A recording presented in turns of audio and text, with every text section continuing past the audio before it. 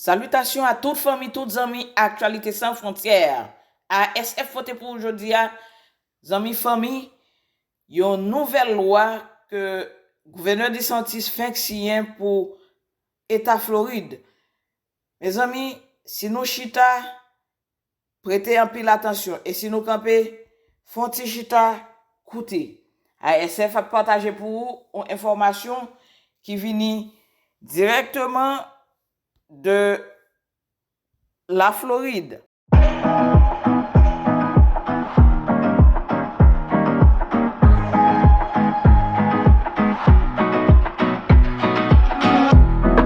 Bienvenue sur Channel Paola ASF, Actualité sans frontières. Mission Pali c'est bonne information et amusement.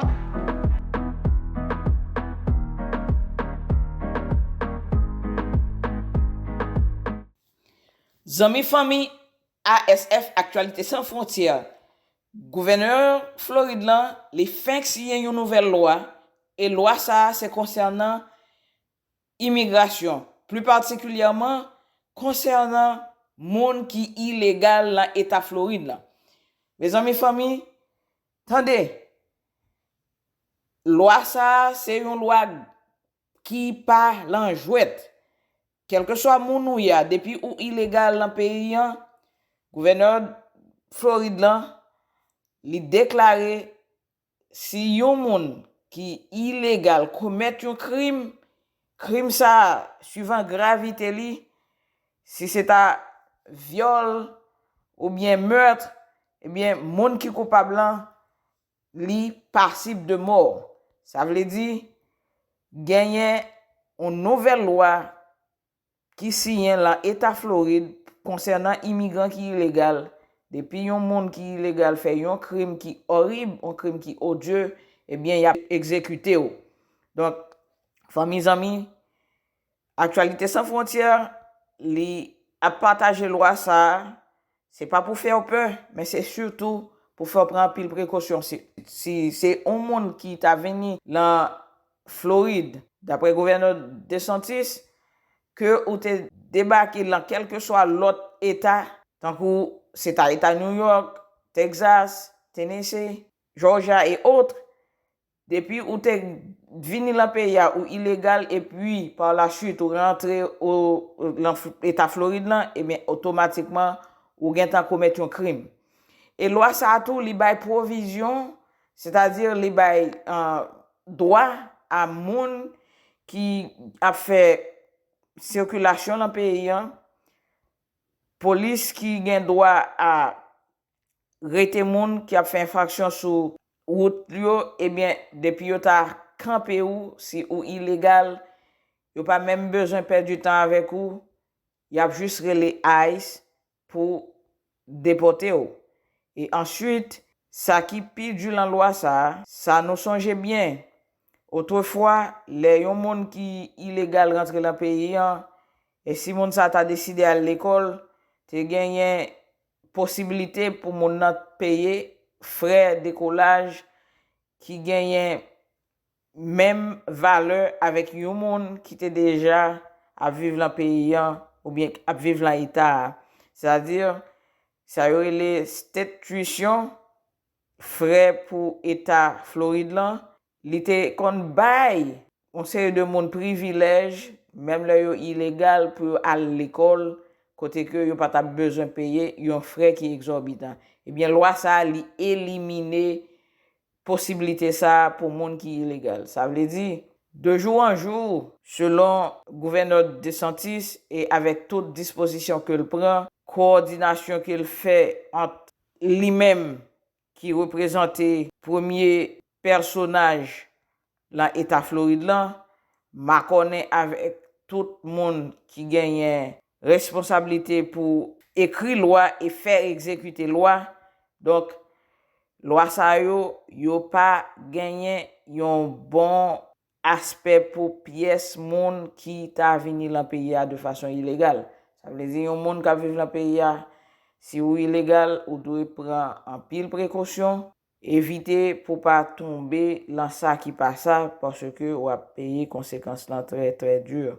Et même là ou pas immigrant loi ou bien ou t'as un monde qui immigrant qui légal, non pas dit qui illégal non qui légal qui vient de façon normale côté que ou gagne et tout papier qui montre que ou gagne droit légal pour vivre là États-Unis ou bien là n'importe côté tant que Floride.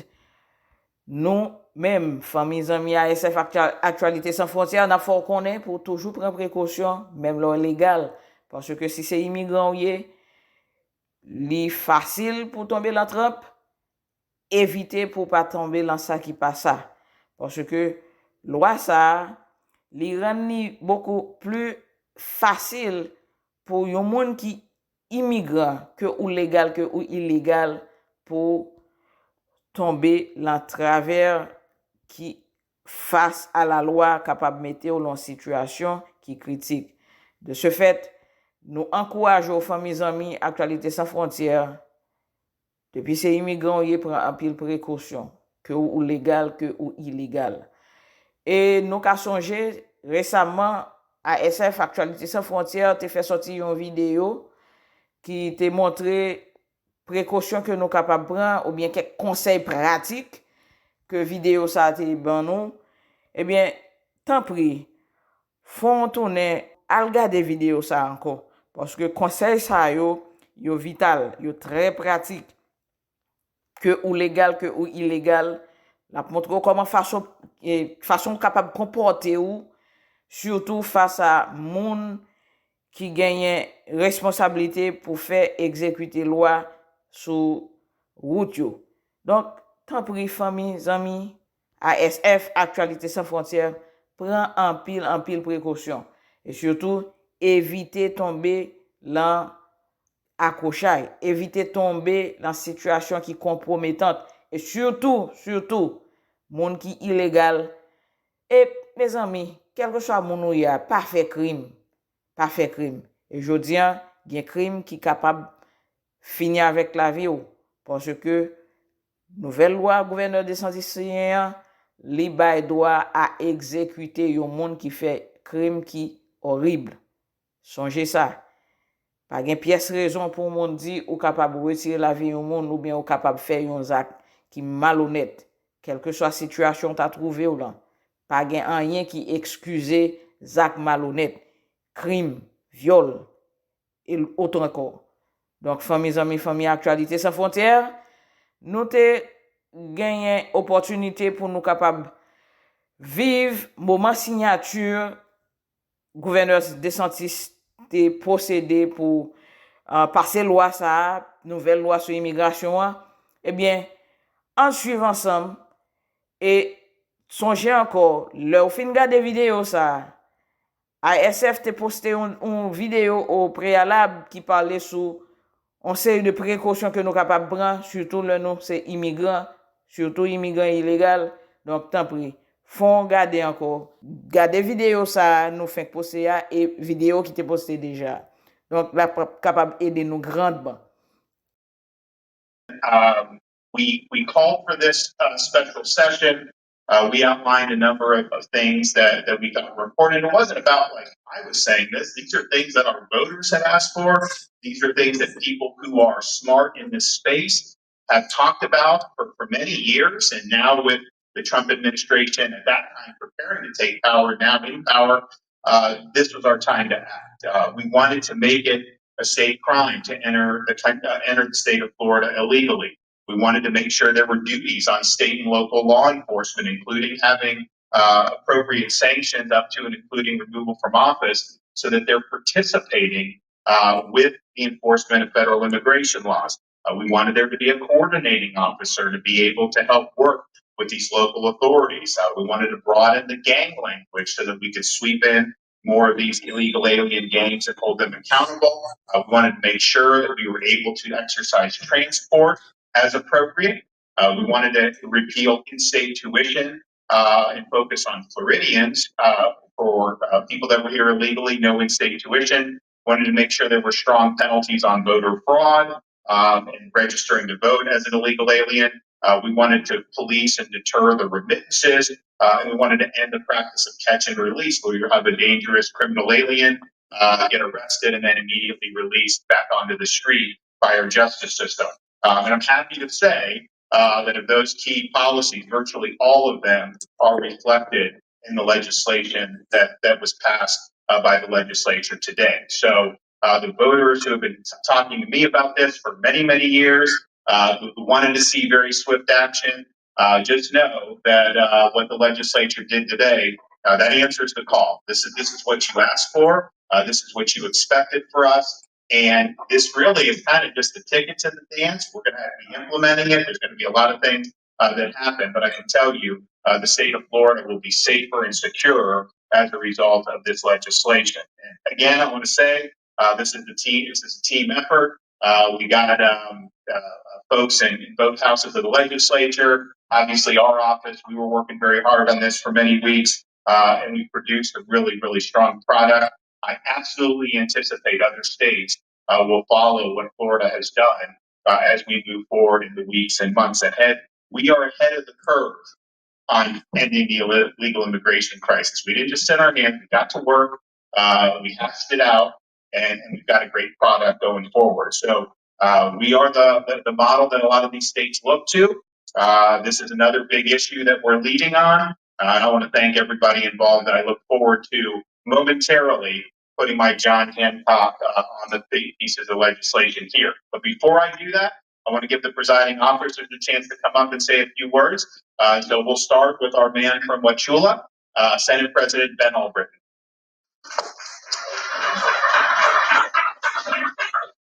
Good afternoon. This is the Sunshine State, and today the light is shining bright.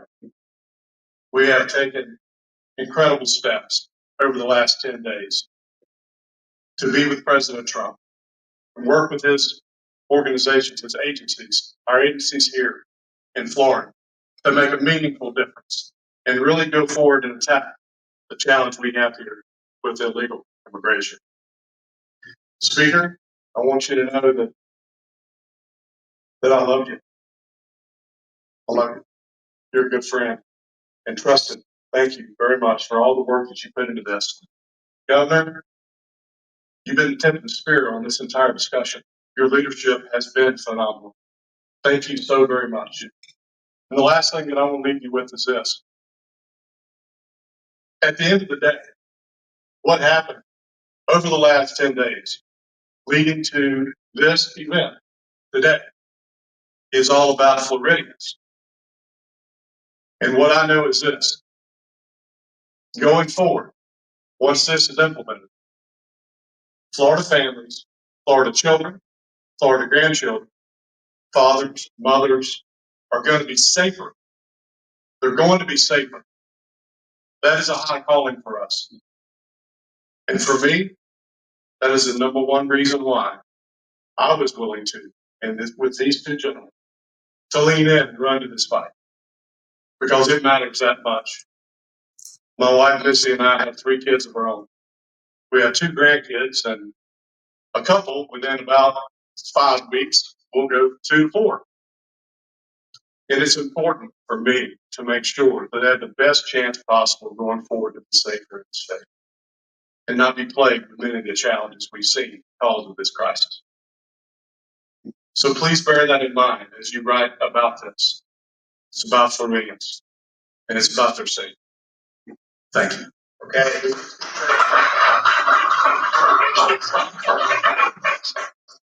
Thank you, President Albritton and Governor. Thank you for your hard work, and thank you to all of you for being here, and to all the Floridians that have been patient over the last several weeks. We all had one common goal, and the goal was to solve for the crisis of illegal immigration through the vision of President Trump. We may have had different ways on how to get there, but at the end of the day, those are discussions that were healthy, were necessary to make democracy way better after the conversation has been had. So I want to thank the governor for being a great partner in this, and of course, President Albritton from the beginning in the trenches in order for us to put forth the best product that we could. I also want to make sure that we thank the senators and the House members that had their input in this bill. There was a lot of discussion. There were multiple committees. In the House, we had 3 select committees, which were some of the biggest committees we ever had in the House. And then we had the Budget Committee yesterday in order to bring the discussion forward with Q&A and debate. to make sure that the product that we produced was the best, the brightest, and the most conservative in the country. So the governor's absolutely right when he says that Florida leads, and I do expect many other states to follow. So thank you all for working together alongside me. It was a privilege. I hope that Florida is proud of the work product that we have put forward. I know the three of us and our colleagues are very proud of it. So thank you all for being here. All right, let's put it down. All right. Okay.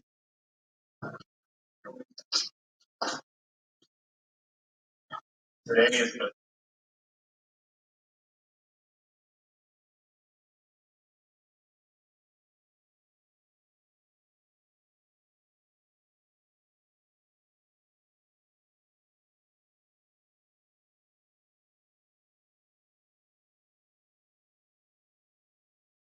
Nous sommes contents encore avec vous, famille amis ASF, Actualité sans frontières.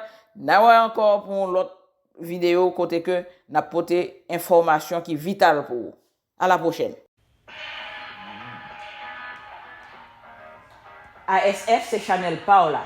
Pas oublier, abonner, commenter, like et surtout partager avec toute famille ou toutes amis.